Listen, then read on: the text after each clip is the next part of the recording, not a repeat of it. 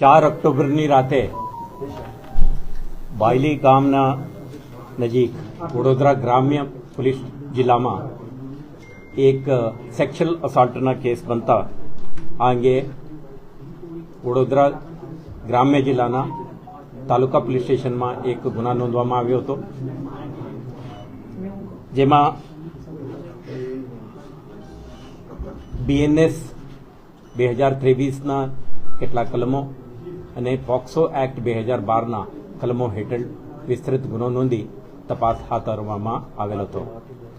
આ બનાવમાં જે વિક્ટીમ છે મૂળ વડોદરા શહેરના રહેવાસી છે અને જે રીતે ઘટનાક્રમ બન્યો હતો આના મહત્વ, આના ઇમ્પોર્ટન્સને ધ્યાને રાખીને વડોદરા શહેર પોલીસ, વડોદરા ગ્રામ્ય પોલીસને મદદમાં રહી ઇન્વેસ્ટિગેશનમાં, ડિટેક્શનમાં આપણા ટીમો પણ જોડાયા હતા. આજે આ ઘટનાની 48 કલાક પછી આ ગુના શોધવામાં શહેર પોલીસની ક્રાઇમ બ્રાન્ચને સફળતા મળી છે. આ આપના સમક્ષ જાહેર કરતા મને આનંદ થાય છે, કેમ કે આ એક હિએનસ ક્રાઇમ જેના લીધે શહેરમાં અને આખા જિલ્લામાં એક સેન્સેશન ઊભો થયો હતો અને આ મહત્વના કેસને શોધી આરોપી સુધી પહોંચવાની આપણે સફળતા મળી છે. આ સમગ્ર ઘટનાક્રમને શોધવા માટે વડોદરા ગ્રામ્ય પોલીસ તો સક્રિય હતી જ. શરૂઆતમાં જ આપણા ક્રાઇમ બ્રાન્ચના ચુનંદા અધિકારીઓના જુદા જુદા ટીમોની રચના કરી હતી, જેમાં ટેકનિકલ ટીમો હતા. તે ઉપરાંત ફિલ્ડ ઓપરેશન માટે પણ આપણા જુદા જુદા ઇન્સ્પેક્ટરો, સબ ઇન્સ્પેક્ટરોના ટીમની રચના કરીને આપણે તૈનાત કરી હતી. તપાસ દરમિયાન સ્થળ ઉપરથી આપણે કેટલાક ફિઝિકલ એવિડન્સ, બ્રોકન સનગ્લાસ વગેરે, સાથે સાથે ભોગ બનનાર તરફથી આપણા મળેલ વર્ણન અને એક વિક્ટીમના મોબાઈલ ફોન આરોપીઓ લઈ ગયા હતા લૂંટીને, આના ઉપરથી થયેલ એક કોલ, તો આના મદદથી આપણે આ સમગ્ર કેસને ઉકેલ લાવવામાં સફળ થયેલ છીએ. જે સમગ્ર ગુનાની તપાસ દરમિયાન ક્રાઇમ બ્રાન્ચે મુખ્યત્વે મોબાઈલ ફોનની CDR, તથા ડેટા એનાલિસિસ, આના આધારથી આરોપીઓ કયો જગ્યાએ મૂવમેન્ટ કરી છે આના વિસ્તૃત જાણકારી આપણે ઇન્વેસ્ટિગેશન દરમિયાન મેળવવામાં આવેલું. સમગ્ર રૂટ ઉપરના CCTV કેમેરા ફૂટેજને મેળવીને તેને આપણે ડિટેઇલ્ડ વિશ્લેષણ અને એનાલિસિસ કરીને એન્હાન્સ્ડ ફોટોગ્રાફ મેળવીને આપણે આરોપીઓને ઓળખવાનો પ્રયાસ થઈ.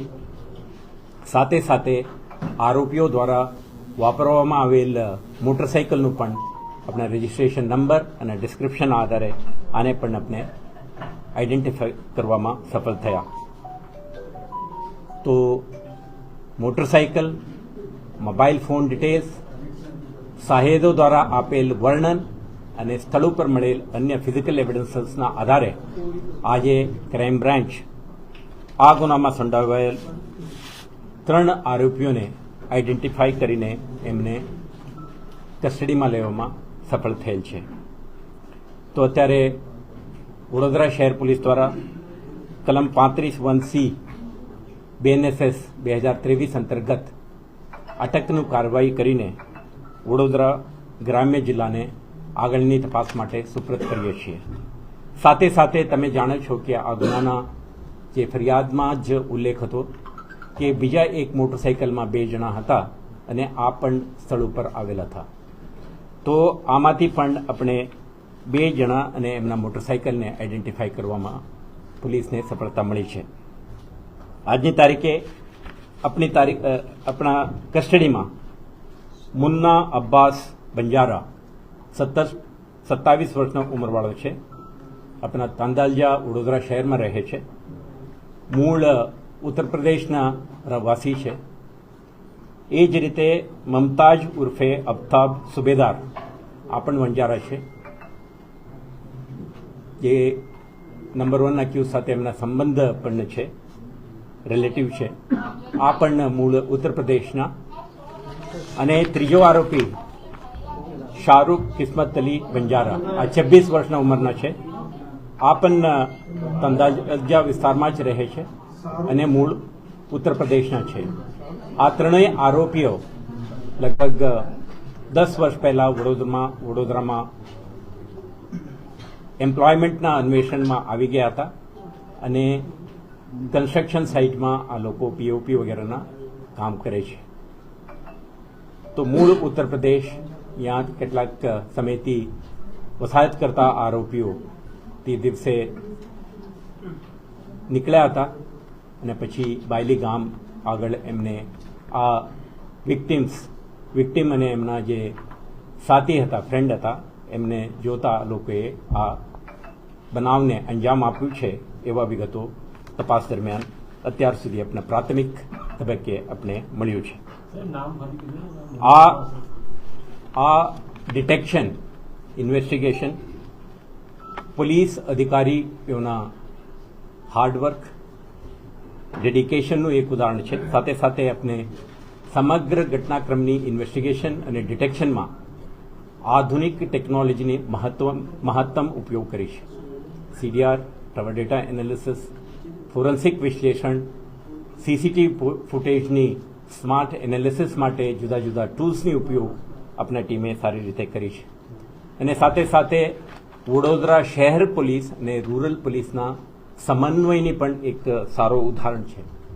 કેટલાક વખતે લેક ઓફ કોઓર્ડિનેશનના લીધે પણ કેટલાક સમસ્યાઓ ઉદ્ભવિત થતા હોય છે, પરંતુ આ કિસ્સામાં શહેર પોલીસના ક્રાઇમ બ્રાન્ચ, રૂરલ પોલીસના અધિકારીઓની ટીમ સતત સંપર્કમાં રહી, ઇન્ફોર્મેશન એક્સચેન્જ, ટીમ્સની પિરિયોડિક રિવ્યૂ, અને આના કારણે આજે આપણા કેસને ઉકેલ લાવવામાં આપણે સફળ થયા છે. તો આપણે કહેવા માંગીએ છીએ, ગુજરાત પોલીસ, વડોદરા શહેર પોલીસ અને ગ્રામ્ય પોલીસ અને we are committed to safety and security of women. આ એક સેન્સેશનલ બનાવ જે બની છે નવરાત્રિના પવિત્ર ત્યોહાર દરમિયાન, અને ઉકેલ લાવવા માટે આપણે તમામ રિસોર્સિસ, પ્રયાસો, આપણા અધિકારીઓના એક્સપર્ટાઇઝ અને ટેકનોલોજીના માધ્યમથી આજે આપણે આરોપી સુધી પહોંચવામાં આપણે સફળ થયા છીએ. આ ઘટનાની તપાસ, ઇન્વેસ્ટિગેશન વડોદરા ગ્રામ્ય પાસે છે. તો શહેર પોલીસ દ્વારા આ ત્રણ આરોપીઓને વડોદરા ગ્રામ્ય પોલીસને હેન્ડઓવર કરવામાં આવશે અને આગળની તપાસ એમના દ્વારા થશે. અને અન્ય 2 ઇસમો જે સૈફ અલી વંજારા અને અજમલ સત્તાર વંજારા, આ પણ જે તે બનાવ વખતે સ્થળ ઉપર હાજર હતા. તો આ બંને ઇસમો એમના મોટરસાઇકલ સાથે આપણે પૂછપરછ માટે લેવામાં આવેલ છે. તો આગળની તપાસ વડોદરા ગ્રામ્ય દ્વારા કરવામાં આવશે. તપાસ દરમિયાન મળેલ પુરાવો કે એમના રોલ એન્ડ રિસ્પોન્સિબિલિટીને નક્કી કરીને આગળની કાર્યવાહી ગ્રામ્ય પોલીસ દ્વારા કરવામાં આવે છે. આજે સમગ્ર ઘટનાની જે ઉકેલ લાવવા માટે જે પરિબળો, જે ટેકનોલોજી અને મેથોડોલોજી આપણે વાપર્યું છે, આના ડિટેલ તમને કીધું છે. તો એમના રહેવાસી છે તંદાજાના, બનાવ બન્યું છે બાયલી. એમના રહેવાની જગ્યા અને બનાવવાળી જગ્યા અંતર લગભગ 3.5 કિલોમીટર છે. તો નાઇટ દરમિયાન એમના મૂવમેન્ટ હતી શહેરમાં. તો આપણે લગભગ 48 કિલોમીટરથી વધારે એમના મૂવમેન્ટને આપણે આખું ટ્રેક કરી છે. હજારો સીસીટીવી કેમેરા જે પબ્લિક સિસ્ટમમાં છે, એટલે વડોદરા મ્યુનિસિપલ કોર્પોરેશનના, અને સાથે સાથે જે બિઝનેસ એસ્ટાબ્લિશમેન્ટ અને પ્રાઇવેટ કેમેરાઓ પણ લાગી છે, દરેકને આપણે સ્કેન કરી છે. એમના ફૂટેજીસ મેળવીને પોલીસ વિશ્લેષણ કરીને આરોપીઓ સુધી પહોંચવામાં આપણે સફળતા મળી છે.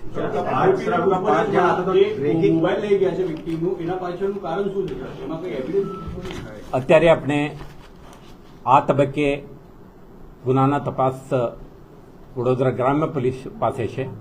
એટલે જે આજની તારીખે આપને સમક્ષ શેર કરવા માંગુ છું. તો 3 આરોપીઓ અટક થયા છે. એમના દ્વારા વાપરેલી એક મોટરસાયકલ પણ રિકવરી થયું છે અને જે આરોપીઓના પ્રાથમિક પૂછપરછમાં મોબાઈલ ફોન આજે મળી આવ્યું નથી. આ અંગે વધારાના તપાસ થશે અને એમને જે સાથે બીજા 2 જણા હતા મોટરસાયકલ સાથે, આ 2 જણા અને મોટરસાયકલ પણ આપણા પાસે છે, પરંતુ આ તપાસનું વસ્તુ છે. એટલે આ ગુનાની ગંભીરતા અને ઇમ્પોર્ટન્સ ઇન્વેસ્ટિગેટિવ એક્સરસાઇઝ માટે જે બેસિક કોન્ફિડેન્શિયાલિટી એન્ડ અધર ડિટેલ્સને ધ્યાને રાખીને વડોદરા રેન્જના આઈજીપી સાહેબ પણ મારા સાથે જ છે, એસપી વડોદરા ગ્રામ્ય પણ આપણા સાથે છે. તો એમનો આખા ટીમ નેક્સ્ટ ફ્યુ અવર્સમાં કે દિવસોમાં આ સમગ્ર ઘટના અંગે વિસ્તૃત તપાસ હાથ ધરી તમને વખત તપાસમાં બહાર નીકળતા તથ્યો અને થતી પ્રગતિ અંગે આપને પણ જાણકારી આપશે. મીડિયાના માધ્યમથી જાહેર જનતાને આપણે કહેવા માંગીએ છીએ કે નવરાત્રી દરમિયાન શહેરમાં અને સમગ્ર જિલ્લામાં મહિલા સુરક્ષા અંગે ડિટેલ્ડ સિક્યુરિટી પ્લાન હતી.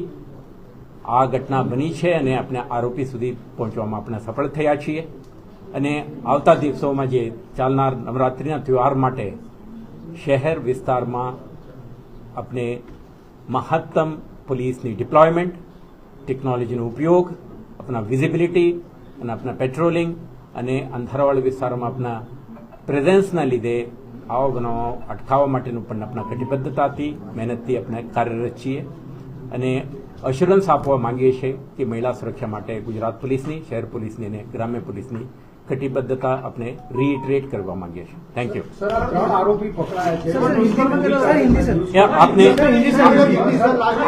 આપને ડિટેલ્ડ પ્રેસ નોટ મળી જશે.